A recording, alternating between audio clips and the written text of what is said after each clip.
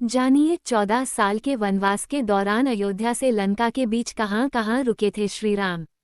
प्रभु श्रीराम के जीवन काल में एक समय ऐसा भी आया जब जिसने उन्हें राजगद्दी से हटाकर 14 साल का वनवास दे दिया। लेकिन श्रीराम ने इस आदेश को माना और पूरी दृढ़ निष्ठा के साथ 14 साल जंगलों में व्यतीत किए। देवी सीता और भाई लक्ष्मण भी उनके इस परीक्षा काल में उनके साथ रहे।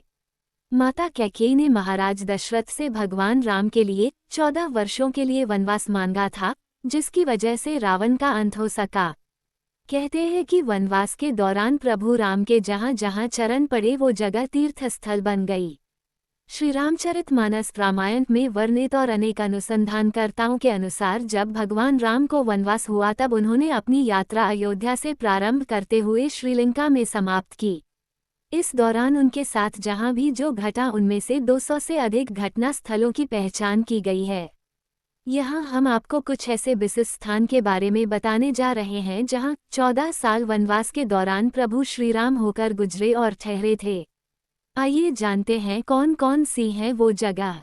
इससे पहले दोस्तों, अगर आप चैनल में नए हो तो चैनल को सब्सक्राइब करें और वीडियो अच्छा लगे तो वीडियो को लाइक, कमेंट्स और शेयर जरूर करें। तो आइए कहानी सुनते हैं। अयोध्या। राम का वनवास अयोध्या से ही प्रारंभ हुआ था, जब उन्हें अपनी मां कैकेयी के कहने पर राजा दशरथ द्वारा 14 वर्षों के लिए वन भेज दिया गया। अयोध्या का ये घटनाक्रम राम के जीवन का एक निर्णायक मोड़ था, जहां से उनका वनवास शुरू हुआ। सिंगरौर, उत्तर प्रदेश। राम जब सीता और लक्ष्मण के साथ अयोध्या नगरी से वनवास के लिए निकले तो उनका पहला पड़ाव था सिंगरौर। ये जगह इलाहाबाद से 35 कि.मी. दूर है और गंगा के तट पर ही स्थित है। यहाँ ही केवट प्रसंग हुआ था, जिसका उल्लेख रामायण में भी आता है। महाभारत काल में इस जगह को तीर्थस्थल कहा गया। नंदीग्राम। अयोध्या से निकलने के बाद राम अपने भाई भरत से मिलने के लिए नंदीग्राम पहुँचे। भरत ने राम से आग्रह किया कि वह अयोध्या लौटें, लेकिन राम ने अपना वचन निभाते हुए वनवास पूरा करने का संकल्प लिया। नंदीग्राम का ये स्थान राम और भरत के भाईचारे और समर्पण का प्रतीक है। कुरई, उत्तर प्रदेश। सिंगरौर से गंगा नदी पार करने के बाद श्री राम कुरई नामक स्थान पर उतरे। यहाँ उन्होंने विश्राम किया और ऋषि भरद्वाज के आश्रम में जाकर उनसे आशीर्वाद लिया और आगे का रास्ता पूछा।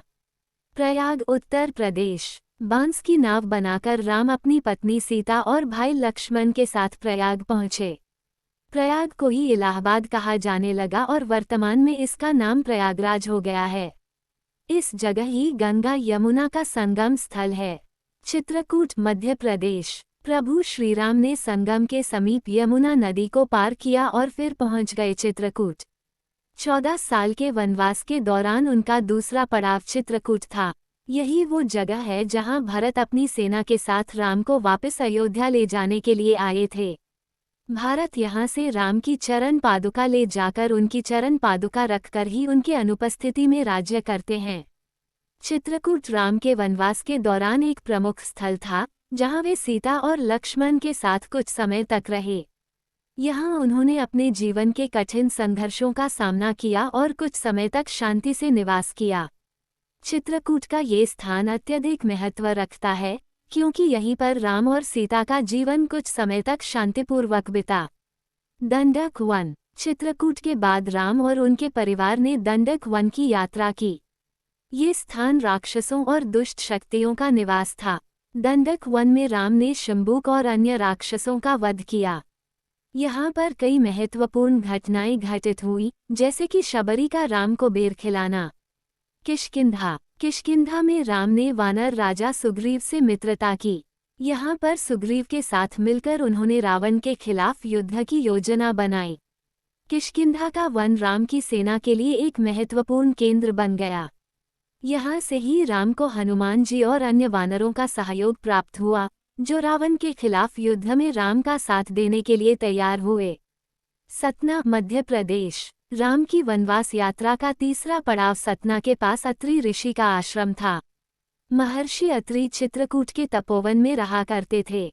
रामायण के अयोध्या कांड के अनुसार यहाँ पर ही प्रभु श्रीराम ने आश्रम के आसपास राक्षसों के समूह का वध किया था। दंडकारण्य छत्तीसगढ़। चित्रकूट की मंदाकिनी, गुप्त गोदावरी, छोटी पहाड़ियां, कंदराओं आदि से निकलकर भगवान राम ने घने जंगलों दंडकारण्य में पहुंचे।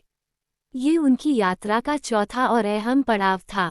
यहाँ उन्होंने लगभग 10 वर्ष से भी अधिक अपना वनवास काटा। यहाँ पर ही रामायण काल में रावण के सहयोगी बनासुर का राज्य था। स्थानीय मान्यताओं के अनुसार दंडकारण्य में ही रावण और जटायु का युद्ध हुआ था और जटायु के कुछ अंगनी जंगलों में आ गिरे थे। ऐसा माना जाता है कि दुनिया भर में सिर्फ यहीं पर जटायु का एकमात्र मंदिर है। पंचवटी, महाराष्ट्र। वनवास यात्रा का 5वां पड़ाव नासिक में गोदावरी तट पर स्थित 5 वृक्षों का स्थान पंचवटी था। इसी जगह लक्ष्मण ने शूर्पणखा की नाक काटी थी। माना जाता है कि पंचवटी के वृक्ष खुद राम, सीता और लक्ष्मण ने ही लगाए थे। पंचवटी वह स्थान था जहां रावण ने सीता का अपहरण किया। ये स्थान न केवल धार्मिक दृष्टि से महत्वपूर्ण है, बल्कि यहाँ की घटना रामायण का एक केंद्रीय तत्व बन गई। पंचवटी में राम, सीता और लक्ष्मण ने कुछ समय तक निवास किया। रावण के हाथों सीता का अपहरण यहीं से हुआ, जिससे पूरे रामायण की कथा का नया मोड़ आया। सर्वतीर्थ, महाराष्ट्र। नासिक से 56 कि.मी. दूर स्थित सर्वतीर्थ भगवान राम की वनवास यात्रा का छठा पड़ाव था।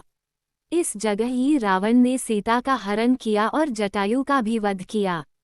इस स्थान को सर्वतीर्थ इसलिए कहा गया क्योंकि यहीं पर मरणासन जटायु ने सीता माता के बारे में बताया। रामजी ने यहाँ जटायु का अंतिम संस्कार करके पिता और जटायु का श्राद्ध तर्पण किया था। सर्वतीर्थ से लेकर कावेरी नदी तट।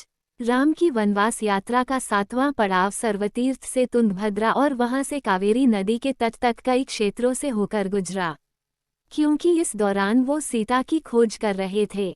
शबरी आश्रम, केरल। राम की वनवास यात्रा का 8वां पड़ाव शबरी का आश्रम था, जो पंपा नदी, केरल के पास स्थित है। यहाँ राम ने शबरी के झूठे बेर खाए थे।